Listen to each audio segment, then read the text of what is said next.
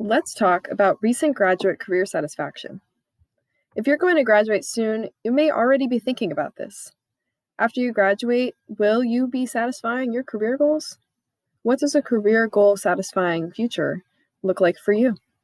Will you be working, continuing education, or maybe taking some time off while you think over your options and plan for the future? These are questions that Cornell College wants to know the answers to. And in fact, if you're a graduating senior, you may have already been asked these questions on this year's First Destination survey. You might have seen the email. And I'm going to tell you why that matters. Okay, a student's first job after graduation is hugely important for the graduate and the college and university that they come from. So let's take a look at an article. So a student's first job sets the stage for the rest of their career. In this article written by CNBC, this talks about why your first job out of college really matters. And I'm going to scroll in here and let you look at this little statistic. But it's revealed that over 40% of recent graduates take a job out of school which doesn't require a degree. And one of the quotes in this article, which I'm just going to tell you, it says, recent grads who end up in jobs that don't require a college degree, they are 5 times as likely to still be in such a position 5 years later compared to those who put their diploma to use right away. And so the author goes on to clarify that it's really hard to break out of that path because employers look at most recent work experience when determining who to hire. So furthermore, they said 10 years later, 3/4 of graduates who took jobs early on that did not demand a degree, they're still going to be in the same spot. And they actually earn an average of $10,000 a year less than their counterparts who started early in jobs that require a degree. This article suggests that it's better to wait for the right job than to take the first job. And so just keep that in mind, because when you're satisfying your career goals, you're also helping out your university. So graduate outcomes, they're important to Cornell College or any university that a student comes from. So higher education institutions, they sell a product, which is a degree, with the promise of being more successful in life as a result of obtaining it. And in order to back up these claims, statistics such as graduate employment rates and income levels may be used to attract more incoming students. And along with this, the more successful that graduates become, the more money that they can donate to the institution in the future. So student success directly influences the reputation and future success of the higher education institution itself. So now let's take another look at another article.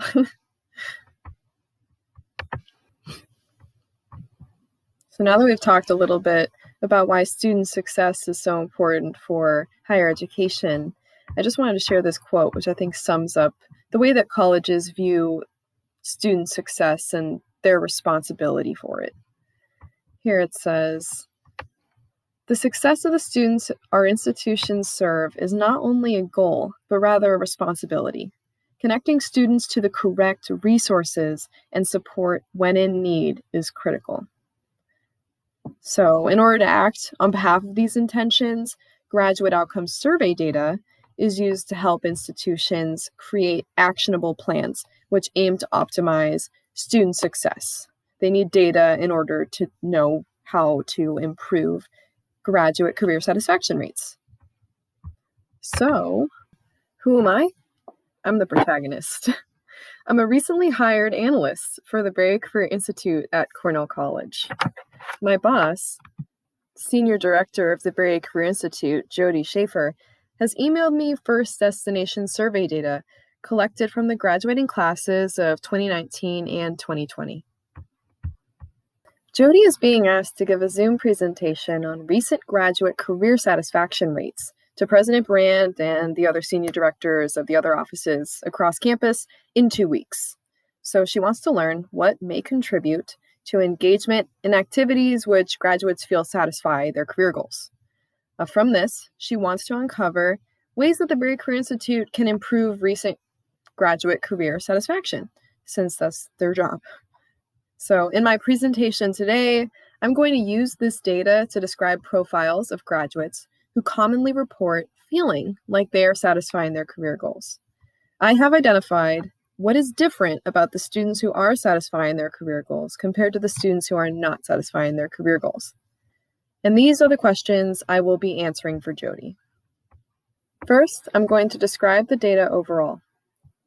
Then I'm going to describe the profiles of each primary activity listed in this order who do or don't feel like they are satisfying their career goals. So first, I'm going to show you the clusters for the working graduates who responded, who did and did not feel, the continuing education who did and did not feel like this, and so on. Then lastly, I'm going to discuss how the findings from the cluster profiles can inform the way that the Brave Career Institute guides students who make career appointments. So obviously the goal is to improve graduate career satisfaction. That is what Jody needs. So just before I answer those questions, I'm going to tell you how I wrangled my data and what is in the data. So this is only going to take a few minutes. Here, this is what the data looked like when I first received it. One document contained data from 2019, which is what you're seeing here, including a code book. And the other document, I'll show you. There we go. And the other document was from 2020.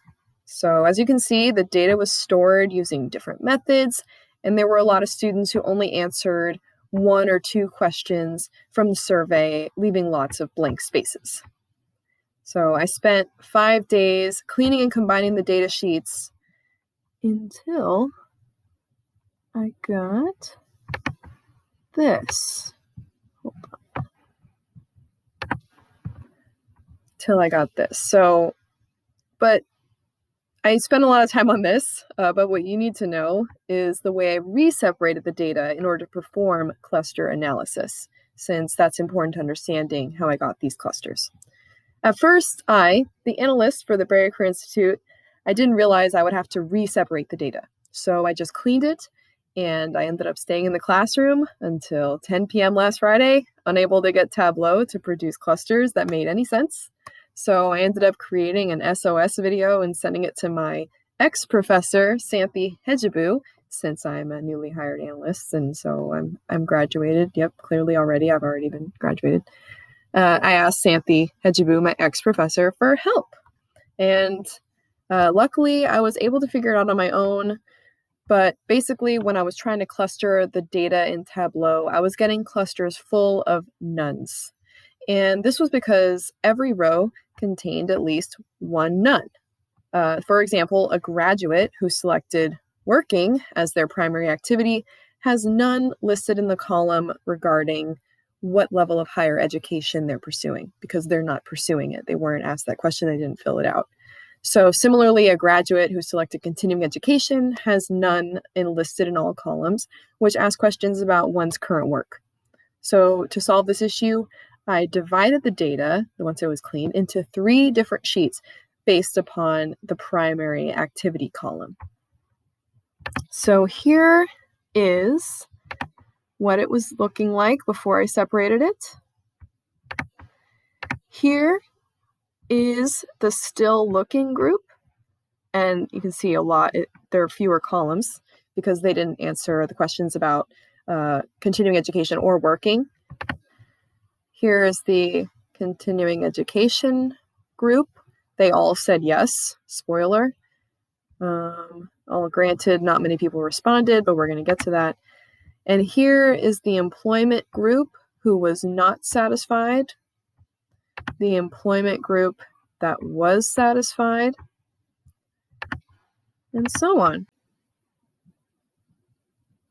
All right, let's get into these questions. First, you need to know a few things about the data going in. So here are the notable summary stats. The total number of usable response rows after cleaning and dividing was 280.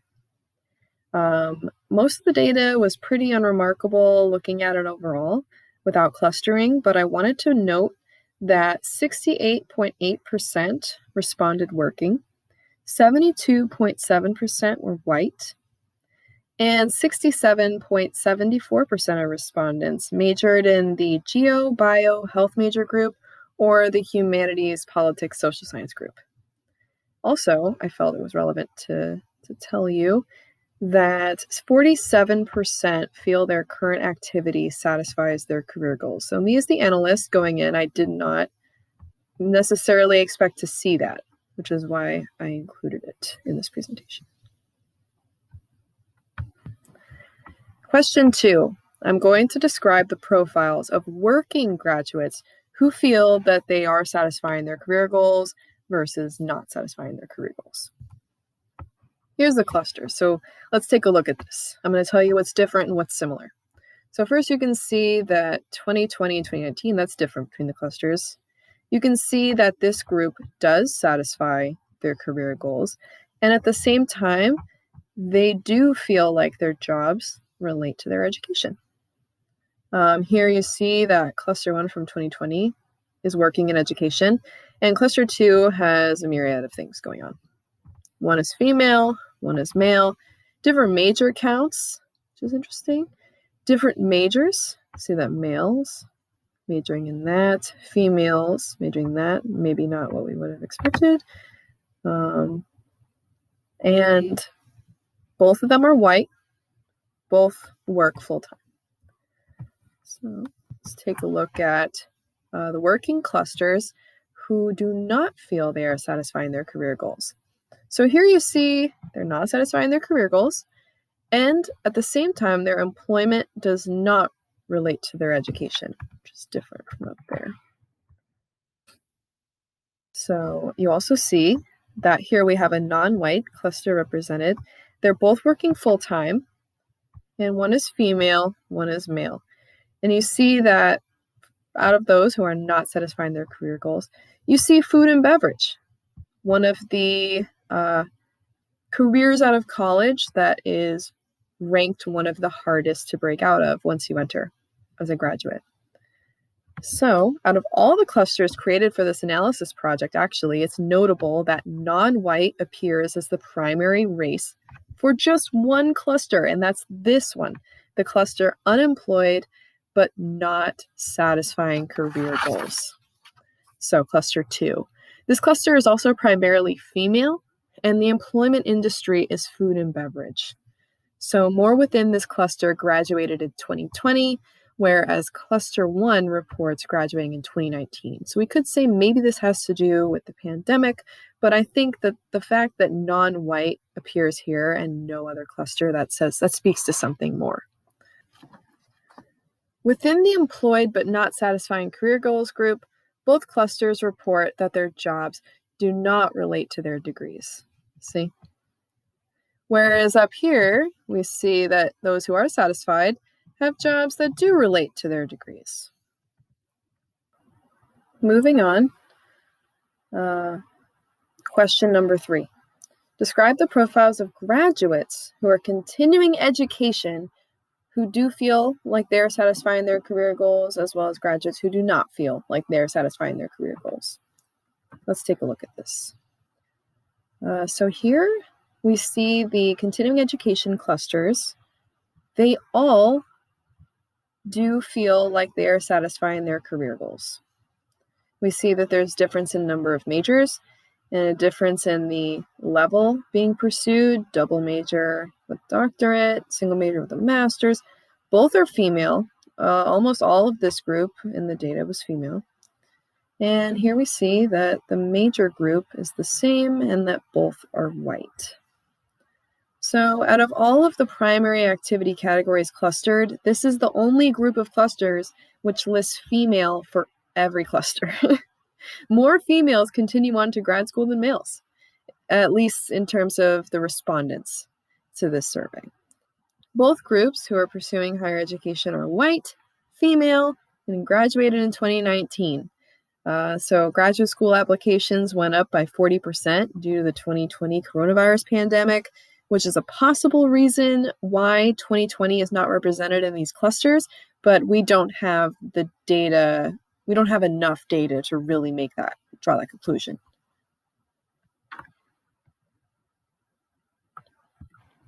So question 4, out of those who are still seeking, who's satisfied and who's not satisfied, and what do those clusters look like?